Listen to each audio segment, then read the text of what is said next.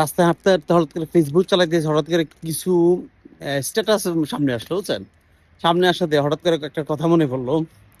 একটা কথা কি মনেন, ইহুদি নাসারা আছে না, ইহুদি নাসারা খ্রিস্টানরা যারা আমাদের ইসলামের ভুল ধরতে চায়, ইসলামের ভুল ধরতে চায়, তারা কি করে কিছু কিছু আয়াতের অপব্যাখ্যা করে, মানে সামনের দিকে না নিয়া শুধু ওই জায়গাটাই দেখে। যেমন একটা আয়াত আছে না, যে ইহুদিকে খুঁজে খুঁজে হত্যা করো, কিন্তু সামনে পিছে কি আছে ওগুলো তারা বলে না। তারা কি করে ইয়া করে, সামনে পিছে কি হয়েছে ওটা না ফইরা শুধু এই মাঝখানেরটা বলে, মুসলমানদের সাথে তর্ক করে।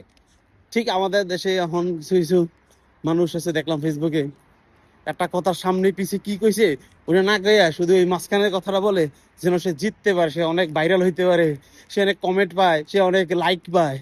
মানে এগুলো ইহুদি নাসার হচ্ছে খারাপ, ইহুদি নাসার হচ্ছে তারা খারাপ। হ্যাঁ, মানে আগে পিছে কথাটা না শুনে শুধু কাট করব, কাট করে কথাটা ফেসবুকে দিয়ে দিব, পুরো কথাটা দিব না। তারা ইহুদি নাসার হচ্ছে খারাপ।